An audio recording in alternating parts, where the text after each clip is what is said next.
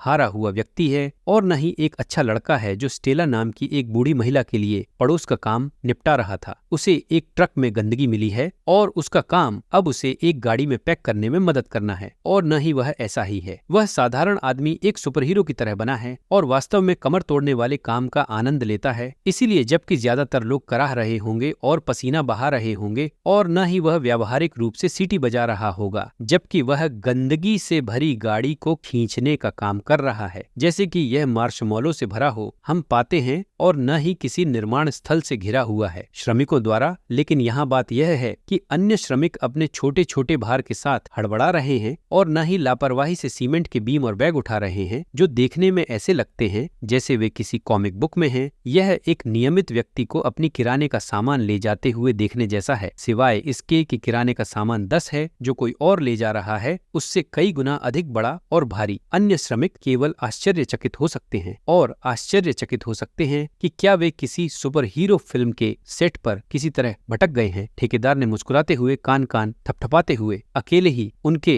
निर्माण को बचाने के लिए उसे धन्यवाद दिया। शेड्यूल, लेकिन जैसे ही वह प्रशंसा में डूबना चाहता है, वह सुनता है एक अजीब शोर। यह एक महिला की आवाज है जो कैफीन युक्त गिलहरी की गति के साथ पास की गुफा से आ रही है और न ही गुफा की ओर बढ़ती है, और ठेकेदार एक उन्मत्त मां की तरह उसके पीछे चिल्लाता है। गुफा के अंदर मुर्गी का जबड़ा खराब हो गया है। उसके दल में एक लड़की है जिस पर चमकदार लाल आभा वाली एक विशाल गाय की तरह दिखने वाली चीज द्वारा हमला किया जा रहा है। हाँ, आपने सही सुना है कि एक विशाल चमकती गाय मदद नहीं कर सकती है, और आश्चर्य है कि क्या वह गलती से किसी तरह से टकरा गई है। विचित्र डेयरी थीम वाले सुपर हीरो कॉमिक का मुंह खुला का खुला रह जाता है, क्योंकि वह स्थिति पर पकड़ बनाने की कोशिश करता है। कहानी 15 साल पहले north west clay kingdom young में जाती है और न ही उसे जंगल में स्थित एक झोपड़ी में रहते हुए देखा जाता है। उसके पास वह सब कुछ है जो उसे चाहिए, धन्यवाद। घर के आसपास मिनी फार्म में न ही वह अपनी बीमार और नाजुक माँ की देखभाल कर रहा है, वह हमेशा अपनी माँ के पीने के लिए जड़ी बूटियां पका रहा है, और इसके बाद वह पशुओं की देखभाल करता है। यह निर्देश है कि आसपास जाते समय किसी विशेष बिंदु से आगे न जाए जंगल, और न ही हमेशा इस बात का पालन करता है कि वह अपनी उम्र के एक युवा लड़के के लिए वास्तव में कड़ी मेहनत कर रहा है, लेकिन वह इसकी परवाह नहीं करता है या इसके बारे में नहीं सोचता है। उसकी माँ दुखी है कि वह अपने बेटे को वह जीवन नहीं दे सकती जो वह चाहता है, या यहाँ तक कि उसकी सहायता भी नहीं कर सकती है। जो कुछ भी वह कर रहा है वह इसके बाद बहुत देर तक नहीं करता है। न ही अपनी माँ को बिस्तर पर मृत पाया है और न ही दर्द से चिल्लाता है, लेकिन क्योंकि वह एक लड़का है जो पहले से ही कठिनाइयों का आदी है, इसलिए उसे खुद को संभालने और दफनाने में देर नहीं लगती है। उसकी माँ न ही उसकी माँ को उसके दिवंगत पिता की कब्र के बगल में दफनाती है, और उसे ऐसा महसूस होता है कि दफनाने के बाद वह दुनिया की सबसे दुखद अगली कड़ी में है। वह अपने डेली ग्राइंड में वापस आ जाता है और पशुधन खेती के शिकार के लिए दूध निकालता है, और कभी कभी सोचता है कि क्या कोशिश करते समय एक रात उसका जीवन और भी घिसा पिटा हो सकता है। किसी पुस्तक को ऊंचे शेल्फ पर रखने के लिए और न ही कलाबाजी के एक संक्षिप्त क्षण का अनुभव करने के लिए जो एक शानदार नॉट सो ग्रेसफुल डिसमाउंट के साथ समाप्त होता है, वह खुद को धूल चटाता है। वह किताब खोलता है और पुरानी यादों की लहर से घिर जाता है। यह बेड टाइम स्टोरी है जिसके बारे में उसके पिता उसे बताया करते थे। साहसी बनने के लिए शहर जा रहा है और न ही कदम आगे बढ़ाता है। बैरियर पहली बार रॉक करता है, लेकिन उसे कोई आपत्ति नहीं है क्योंकि वह अपने जीवन के बारे में एक साहसिक निर्णय ले रहा है। वह रात में डेरा डालता है, लेकिन राक्षसों के डर के कारण वह सो नहीं पाता है, और इसी तरह वह आग के पास जागता रहता है, किसी भी ऐसी चीज पर नजर रखते हुए जो अगले दिन खतरनाक हो सकती है, और अंत में जंगल से बाहर नहीं निकलती है। ऐसा लगता है जैसे उसने अभी अभी कुछ दर्जन झाड़ियों के साथ कुश्ती मैच जीता हो। जब वह पहाड़ी के नीचे एक जीवंत शहर देखता है तो उसकी आंखें चमक उठती हैं। व्यावहारिक रूप से वह लपक कर नीचे की ओर सिर झुका लेता है, और गार्ड के साथ एक संक्षिप्त बातचीत के बाद, जहां उन्होंने पुष्टि की कि वह भटकता हुआ पागल नहीं है, वह अपने चेहरे पर एक अजीब सी मुस्कुराहट के साथ अंदर आता है, और न ही लोगों की भारी संख्या और गतिविधियों के बवंडर को देखकर हलचल भरी सड़कों पर टहलता है। ऐसा लगता है जैसे वह एक बच्चा है एक कैंडी की दुकान में, लेकिन मिठाइयों के बजाय सड़क पर प्रदर्शन करने वाले विक्रेता और साहसी लोग होते हैं। अंततः वह अपने गंतव्य पर पहुंचता है। साहसी गिल्ड भव्य इमारत उसके सामने वादे की एक किरण की तरह खड़ी होती है, या कम से कम एक जगह जहां उसे प्रवेश करने के लिए कुछ रोमांचक परेशानी हो सकती है। जिस रिसेप्शनिस्ट से उसकी मुलाकात होती है वह एक गुस्सैल आदमी है और वह उससे कहता है कि वह एक साहसी व्यक्ति के रूप में पंजीकरण नहीं करा सकता क्योंकि वह एक बच्चा है। उसने उसे यहाँ तक जाने के लिए कहा क्योंकि उसके माता पिता उसके बारे में चिंतित होंगे, लेकिन वह उसे यह नहीं बताता कि उसके चिड़चिड़े माता पिता मर चुके हैं। इसके बाद वह व्यक्ति ना के स्तर पर आ जाता है और उसे बताता है कि उसे क्या करने की आवश्यकता है। उसने पहले किसी बच्चे का साक्षात्कार नहीं लिया है, लेकिन वह ऐसा बिना किसी कारण के कर रहा है। वह न को समझाता है कि उसे प्रशिक्षण स्कूल में भाग लेने की आवश्यकता है और पंजीकरण करने से पहले उसके पास एक कौशल सेट होना चाहिए। एक साहसी व्यक्ति के रूप में यह सुनकर न तो उत्साह पूर्वक उस आदमी को बताता है कि वह उस पर तेजी से चल रहा है जितना आप कह सकते हैं कि तलवार चलाना उसका पहला पड़ाव द स्वॉर्ड्समैन स्कूल है, जो अपनी आंखों में महिमा के सपनों के साथ शीर्ष तलवार सेनानियों को प्रशिक्षित करने के लिए डिजाइन किया गया है, और न ही रोल करता है और प्रशिक्षण में शामिल होता है। हालांकि यह महसूस करने में अधिक समय नहीं लगता है कि वह अपने सिर के ऊपर है, जबकि उसके सहपाठी अपनी तलवारों से आग निकाल रहे हैं और उन्हें जादुई लाइट सेबर्स की तरह चमका रहे हैं। किसी की बड़ी उपलब्धि उसकी तलवार को चारों ओर घुमाना है, जैसे वह एक अदृश्य पिनाट्टा दिन को स्वाहा करने की कोशिश कर रहा हो। दिन के बाद वह झूलता है और इस उम्मीद में झूलता है कि शायद कुछ महीनों बाद उसकी तलवार सरासर बोरियत के कारण आग पकड़ने का फैसला करेगी। परीक्षक कहता है कि उसे अपना समय बर्बाद करना बंद नहीं करना चाहिए और न ही अधिक समय की भीख मांगनी चाहिए, लेकिन आदमी उसे बताता है कि कोई भी इस बिंदु पर अधिक समय केवल बर्बाद होने वाला है और न ही उसने सब कुछ करने की कोशिश की है और वह कुछ भी अच्छा हासिल करने में सक्षम नहीं है। वास्तव में केवल एक चीज जो वह इस बिंदु पर बनाए रखने में सक्षम है वह है उसका पैरिंग कौशल। शिक्षक का सुझाव है कि न ही दूसरा रास्ता अपनाए, क्योंकि इसके बाद तलवारबाजी उसके लिए नहीं है और न ही वह योद्धा स्कूल की ओर जाता है जहां उन्हें अपने साथियों के लिए ढाल के रूप में प्रशिक्षण लेना होता है, और न ही वह अपना सर्वश्रेष्ठ प्रयास करता है। लेकिन कुछ महीनों बाद उसे वही खबर मिलती है जो तलवारबाजी स्कूल की है। ट्यूटर उसकी प्रतिबद्धता और कड़ी मेहनत को स्वीकार करता है, लेकिन पिछले कुछ महीनों में वह जो हासिल कर पाया है वह वहां नहीं है। उसकी शारीरिक क्षमताओं में थोड़ा सुधार हुआ है। आदमी का मानना है कि अगर वह इसके बाद भी प्रयास जारी रखता है तो वह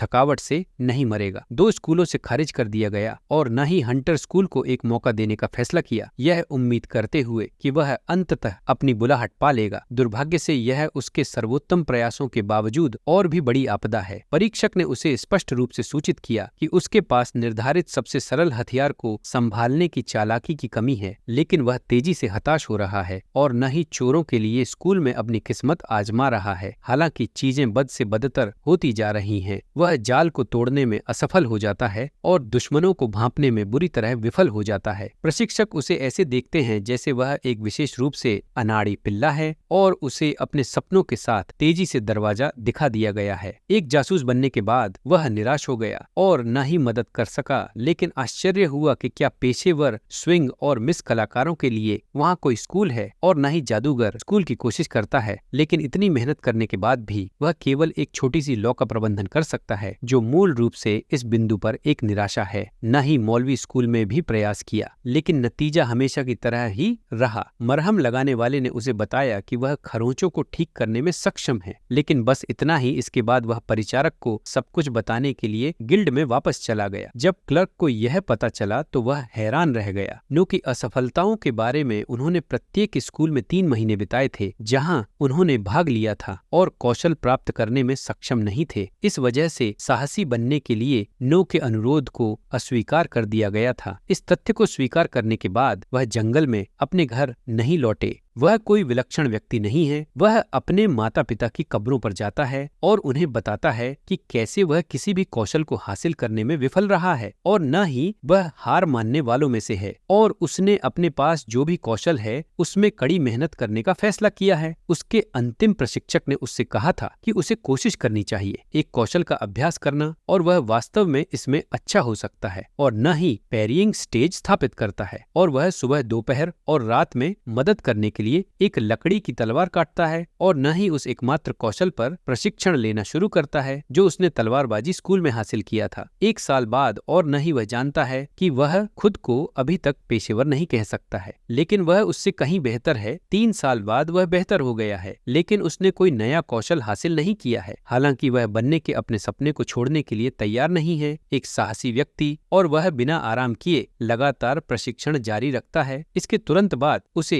14 साल हो जाएंगे और न ही वह हर दिन और रात प्रशिक्षण ले रहा है। अब वह बिना किसी असफलता के 1000 लकड़ी की तलवारें चलाने में सक्षम है, लेकिन फिर भी उसने अभी तक एक नया सेट हासिल नहीं किया है। फिर वह शहर वापस जाने और एक बार फिर अपनी किस्मत आजमाने का फैसला करता है। वह गिल्ड में प्रवेश करता है और क्लर्क को अपने पास मौजूद कौशल दिखाने के बाद महिला सुझाव देती है कि वह प्रशिक्षण स्कूलों में जाता है, लेकिन वह महिला को बताता है कि वह पहले ही ऐसा कर चुका है क्योंकि उसने यह सब बिना किसी कौशल के किया है। महिला उससे कहती है कि वह एक साहसी के रूप में पंजीकृत नहीं हो सकता है। तभी 14 साल पहले का बूढ़ा क्लर्क बाहर निकलता है, लेकिन वह न तो उस आदमी को पहचानता है और न ही पहचानता है और उससे परिचित हो जाता है। 2 लोग शराब पीने के लिए बैठते हैं और न ही उसे बताते हैं कि वह यह सब कैसे एकल प्रशिक्षण कर रहा है, जबकि इन सब के साथ भी वह कोई कौशल हासिल नहीं कर पाया है। पुराना क्लर्क तब बताता है और न ही यह बताता है कि जब एक होने की बात आती है तो सबसे निचली रैंक एडवेंचरर ई रैंक है। ई रैंक के साथ उसके पास कम से कम एक उपयोगी कौशल होना चाहिए, लेकिन यह देखते हुए कि उसके पास ई रैंक एडवेंचरर बनने के लिए योग्यता भी नहीं है। हालांकि एक निश्चित रैंक है जो है ई रैंक के नीचे, और यह एफ रैंक है। यह सामान्य नहीं है और इसके लिए कुछ शर्तें हैं कि ई रैंक के रूप में पंजीकृत किसी भी व्यक्ति को राक्षस लड़ाई आदि में शामिल हुए बिना शहर में विविध कार्य करने की अनुमति है और न ही ऐसा करने जा रहा है। जब तक यह उसे एक साहसी व्यक्ति के रूप में वर्गीकृत करता है तब तक कुछ भी लें आदमी उसे साइन अप करता है, और न ही बूढ़ी महिलाओं के लिए ऐस ले जाने जैसी साहसिक चीजें करने के लिए नीचे उतरता है। लोगों को उनकी खोई हुई बिल्लियों को वापस लाने में मदद करता है और बूढ़ों की देखभाल करता है, और न ही अंत में हर चीज के बाद थोड़ा खुश दिखता है। वह अपने रैंक से खुश है, यह जानते हुए कि इससे ऊपर की कोई भी चीज खतरनाक हो सकती है। इससे हमें गति मिलती है कि कैसे गुफा के अंदर शहर में ये कार्य नहीं किए जा रहे हैं। सैनिक उस महिला की रक्षा करने की पूरी कोशिश कर रहे हैं जो स्पष्ट रूप से कुछ वीआईपी स्थिति रखती है। गार्डों का नेता वीरता पूर्वक विशाल गाय पर हमला करता है, लेकिन वह मक्खी की तरह उड़ जाती है और दीवार पर बिखर जाती है। गाय अपने क्रोध को जारी रखती है और बाकी गार्डों को बाईं ब्रेकिंग बॉल की तरह कुचल देती है, जिससे स्थिति बद से बदतर होती जाती है और न ही उसे इसका एहसास होता है। इससे पहले कि लड़की गाय बन जाए उसे कार्रवाई करनी होगी। हाथ में कुछ भी नहीं होने के कारण वह एक पत्थर उठाता है और उसे गाय पर मारता है। इसे सीधे आंख में मारने में कामयाब होता है। गाय अपनी चमकती हुई लाल रंग की हो जाती है, नहीं पर टकटकी लगाए जो सोचने के अलावा कुछ नहीं कर सकता। उसे संभावित नायक से निश्चित गाय के चारे में अपग्रेड कर दिया गया है। एक बार जब यह हासिल हो जाता है तो गाय उसका पीछा करना शुरू कर देती है, और एक गाय के लिए जानवर निश्चित रूप से बहुत तेज है और न ही उसके पास पीछे मुड़कर जानवर का सामना करने के अलावा कोई विकल्प नहीं है, क्योंकि वह बस उसे पाने जा रहा है। कुछ बिंदु पर वह जानवर के हमले को रोकने में कामयाब हो जाता है, लेकिन वह जानवर के एक वार के आसपास हमले के वजन को महसूस कर सकता है और वह 6 तक पहुंचने वाला है। बस उसे जानवर पर पलटवार करने और उसे हराने के लिए एक शुरुआत की जरूरत है, क्योंकि वह ऐसा करना जारी रखता है। पैरी को इस बात का एहसास नहीं है कि तलवार जल्द ही बिखरने वाली है, जिससे स्थिति और खराब हो जाएगी। लड़की अभी भी उसी स्थान पर है और ऐसा लगता है कि उसे किसी जादू ने दबा रखा है।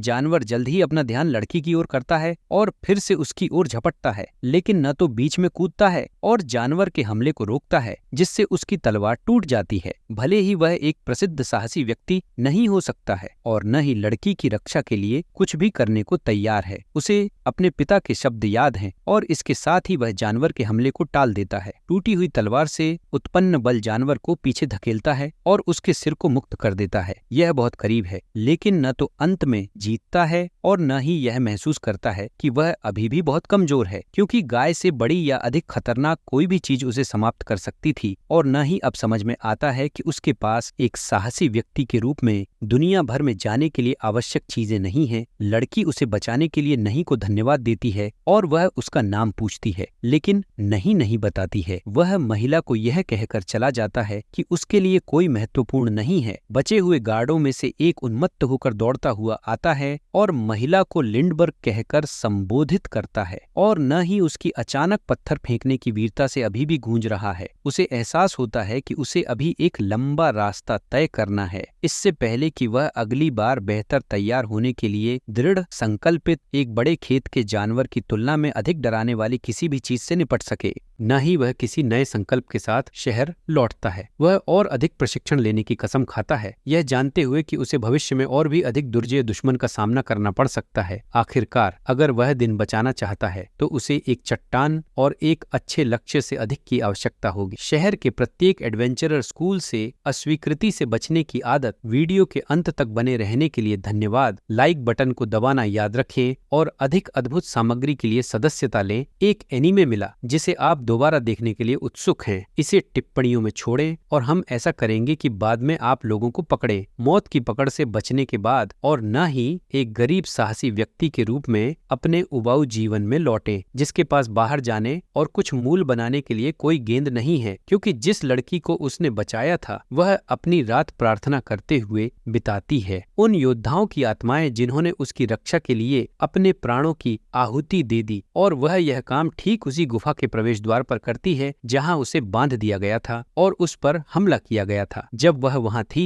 तो उसका गार्ड इंज दिखाई देता है और अपने घुटनों पर बैठ जाता है और वह लिन से उसे माफ करने के लिए विनती करती है। इस खतरनाक खोज में उसका साथ न देना, क्योंकि यह पता चला है कि लिन सिंहासन के अधिकार के लिए परीक्षण के लिए वहां थी, और हालांकि उसे स्पष्ट कारणों से सुरक्षा की आवश्यकता थी, लेकिन उसके गार्ड को लाना बहुत दूर की कौड़ी लग रही थी। ऐसे में वह इंज को उसके पास आने के लिए कहती है, पैर और वहां न होने के लिए खुद को माफ कर देती है। इंज अपनी आंखों में आंसू के साथ अपना सिर उठाती है और खुद को माफ करने का फैसला करती है। तभी लॉर्ड डार्किन रॉयल पैलेस के कुलीन गार्डों में से एक को दिखाता है और ब्रैट लिंडबर्ग को अब महल में लौटने के लिए कहता है। लॉर्ड राय, उसका भाई, उससे बात कर सकता है। लिंडबर्ग अपने बिग ब्रदर के आदेशों का पालन करता है और डार्किन के साथ महल में लौटता है। इस बीच रयान किंगडम की फोरेंसिक टीम के एक कार्यकर्ता के साथ एक बैठक की व्यवस्था करता है, जिसमें हिडियस मिनोटोर को बुलाने के पीछे के रहस्य पर चर्चा की जाती है। पहले तो वे मिनोटोर की उपस्थिति को प्राकृतिक मानते हैं, लेकिन फिर 1 टन वजनी मिनोटोर, जो किसी भी भूल भुलैया की गहराई में रहने के लिए जाना जाता है, के लिए गुफा की सतह के स्तर पर अचानक गलत समय पर प्रकट होना लगभग असंभव है। इसका मतलब केवल यह है कि किसी ने नाबालिग को पहली मंजिल पर बुलाया और राज्य की राजकुमारी पर हत्या के प्रयास की योजना बनाई। अब सवाल यह है कि ऐसा करने के लिए गेंदें किसके पास होंगी। फोरेंसिक पार्टनर ने इसे तोड़ दिया ताकि उनके घर में बारिश हो सके। जादूगर ओकेन को घटना स्थल पर एक परिचित क्रेस्ट वाली एक अंगूठी मिली। इतना ही नहीं बल्कि रिंग पर लगा पत्थर बहुत उच्च स्तर की शुद्धता का निकला। उसने सभी जानकारी सुनी जिसके लिए उसे आवश्यकता थी। रेन ने फोरेंसिक आदमी से पूछा कि क्रेस्ट क्या है पत्थर पर। फोरेंसिक आदमी का कहना है कि अंगूठी पर शिखा डोरिटास रेन फिगर्स के जादुई साम्राज्य से उत्पन्न हुई है। यदि कोई उस स्टंट को करने के लिए पर्याप्त साहसी था तो यह कमीने डोरिटास का बेटा होना चाहिए, क्योंकि रेन को अपने इरादों का एहसास है कि मैल अपने देश को युद्ध के लिए उकसाने की कोशिश कर रहे होंगे। लेकिन अंत में यह पता चला कि डेरियस हमेशा क्ले के सबसे मूल्यवान संसाधन खोए हुए कालकोठरी के अवशेषों के राज्य पर अपना हाथ पाने की कोशिश कर रहा है और कुछ भी करने से नहीं रुकेगा।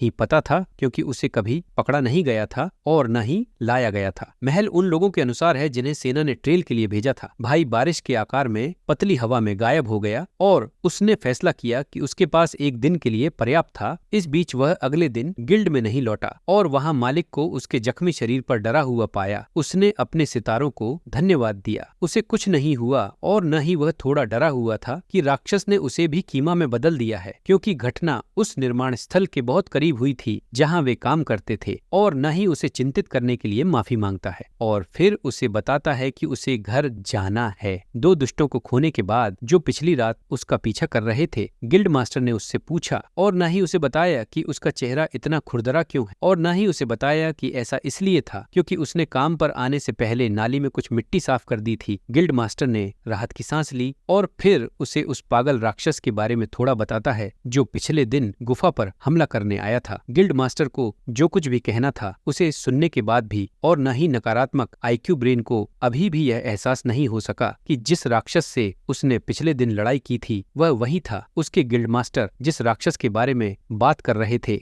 अब शिकायत करने का कोई फायदा नहीं है। हालांकि वह सप्ताह की नौकरी के लिए अपना वेतन प्राप्त करता है और बहुत दूर जाने से पहले काम पर वापस आने के लिए खुद को तैयार करता है। हालांकि गिल्ड मास्टर उसे वापस बुलाता है और उसे एक और अच्छी तरह से काम करने की सलाह देता है। भुगतान वाली नौकरी जिसके लिए उसे अंडरडॉग नौकरियां करने की आवश्यकता नहीं होगी और फिर भी उसे अपनी कुल कमाई का 30% भुगतान करना होगा। हालांकि वह जहाँ पर है वहाँ बहुत अच्छा लगता है और गिल्ड मास्टर को बताता है कि जब तक वह एक के रूप में पहचाना जाता है तब तक उसके लिए अच्छा है। उस समय साहसी न तो इतना मूर्ख था कि उसने उस नकाबपोश लड़की पर ध्यान नहीं दिया जो कुछ मिनट पहले उसके पीछे दिखाई दी थी। जब उसने उसे नोटिस किया तो महिला ने अपना लबादा हटा दिया और खुद को क्लैश द गिल्ड के पूरे साम्राज्य की लिनबर्ग राजकुमारी होने का खुलासा किया। मास्टर शुरू से ही उसे पहचान लेता है, लेकिन वह गूंगी और मूर्ख नहीं है, इसीलिए वह उसे केवल उस लड़की के रूप में देखता है जिसे उसने पिछले दिन राक्षस से बचाया था। लिन बोलता है और उसके जीवन में इस तरह से घुसने के लिए माफी मांगता है, लेकिन उसे बस उसे ढूंढना था और उसके कार्यस्थल पर उसे पकड़ने से पहले वह घंटों तक इस पर काम करती रही। उसने अपना नाम अपने तक ही सीमित रखा और जादू की कक्षाओं के बारे में बात करने के लिए आगे बढ़ी, जो पूरी चीज के बारे में काफी भ्रमित था। जब वे खुद पर अधिक ध्यान आकर्षित करना शुरू करते हैं तो लिनबर्ग घबरा जाता है और पूछता है कुछ गोपनीयता के लिए, ताकि वे इस बिंदु पर कानों को चुभाए बिना बात कर सके। गिल्ड मास्टर यह पूछने के लिए किसी का सिर नहीं पकड़ता है कि क्या उसने अब तक कोई परेशानी पैदा की है और न ही उसे आश्वासन देता है कि कुछ भी गलत नहीं है। इसीलिए गिल्ड मास्टर को उसके बारे में चिंतित नहीं होना चाहिए। लिनबर्ग उसके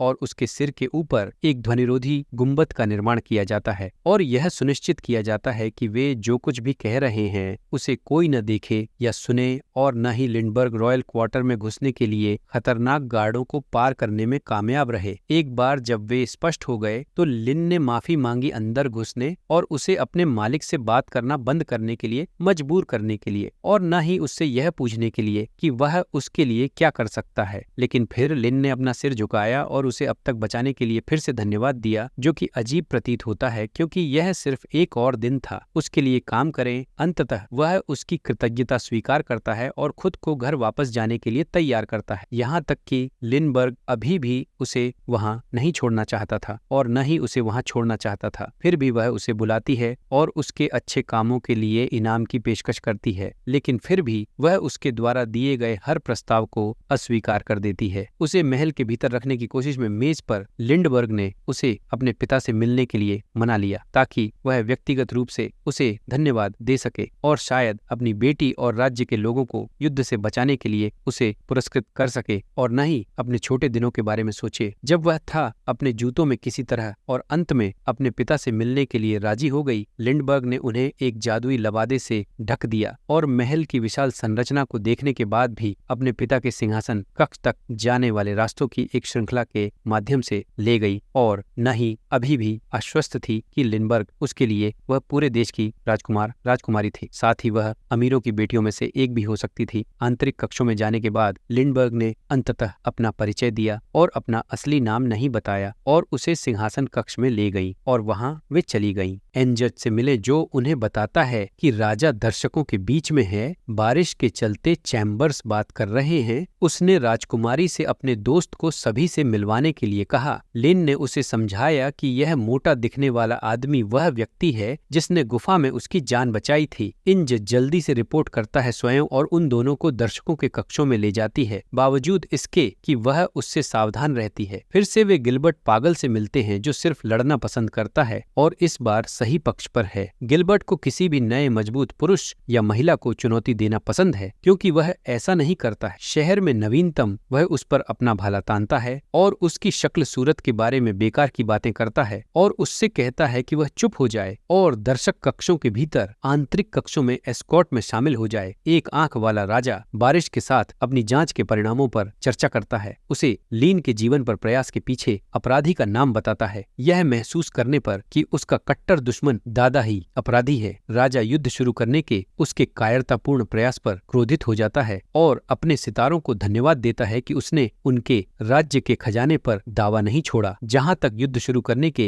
इस हिंसक प्रयास के प्रति उनके प्रतिशोध की बात है तो राजा ने इसे स्थगित कर दिया, क्योंकि लिंडबर्ग और अजीब आदमी सामने आ गए और न ही मूर्ख ने औपचारिकताओं को नजरअंदाज कर दिया और सीधे राजा के पास अपने दायरे के एक आदमी की तरह चला गया और अपना परिचय दिया। जिस आदमी ने रईस की बेटी को बचाया, उसकी बेइज्जती पर नाराज होने के बजाय राजा अपने सिंहासन से उठ जाता है और ना के साथ खूब हंसता है, क्योंकि उसने लंबे समय से किसी को इतना साहसी नहीं देखा है। वह अपनी बेटी के टुकड़े को बचाने के लिए व्यक्तिगत रूप से नो को धन्यवाद देता है और हाथ मिलाने और न ही जवाब देने पर राज्य पर युद्ध को फैलने से रोकता है और उसे बताता है कि उसका धन्यवाद उसके लिए काफी है। जैसे ही वह वापस लौटने वाला होता है और घर जाने वाला होता है, राजा उसे चुकाने के लिए धन और बहुत सारी जमीन देने का सुझाव देता है। उसने अब तक जो अमूल्य कार्य किया है और न ही उसने लाखों लोगों को केवल इसलिए अस्वीकार कर दिया क्योंकि वह थका हुआ है, और पूछता है कि क्या वह घर वापस आ सकता है। राजा आसानी से हार मानने वालों में से नहीं है, इसलिए वह खोए हुए कालकोठरी से प्राप्त कुछ खजानों को प्राप्त करने और अनुदान देने का सुझाव देता है। उनमें से लगभग आधे लोग उस शक्तिशाली व्यक्ति के लिए उस पर भी नहीं कहते हैं और न ही उसके प्रस्ताव को दोबारा अस्वीकार करते हैं और उसे बताते हैं कि उसे सभी धन्यवाद उपहारों की बिल्कुल भी आवश्यकता नहीं है। यह राजा को गलत तरीके से परेशान करता है, क्योंकि वह ऐसा करने से पहले बेहतर करने की चुनौती महसूस करता है और न ही उसे बताता है। जाओ, वह अपने सिंहासन के पीछे बैठे हुए अजीब मोटी गधे की तलवार पर एक और नजर डालता है। वह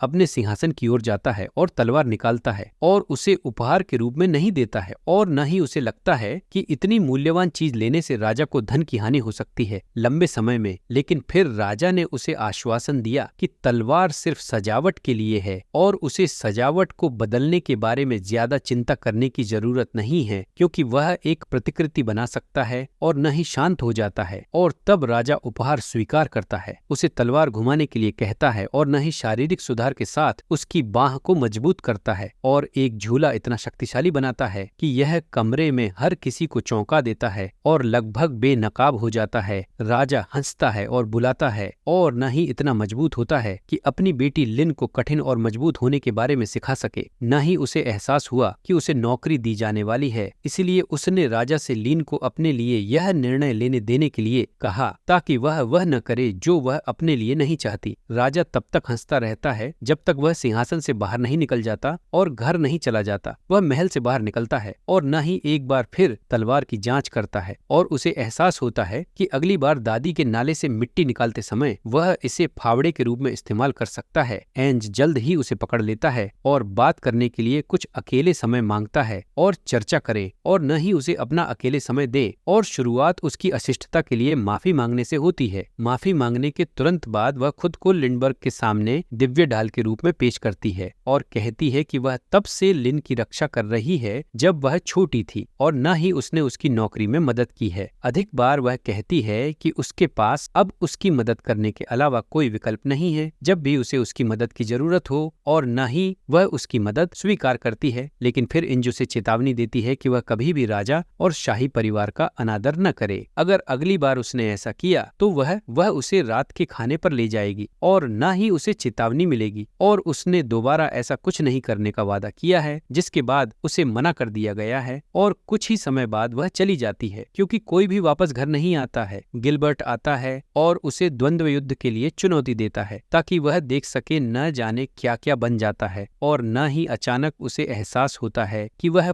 फंस गया है और शायद उस दिन फिर कभी घर नहीं लौट पाएगा।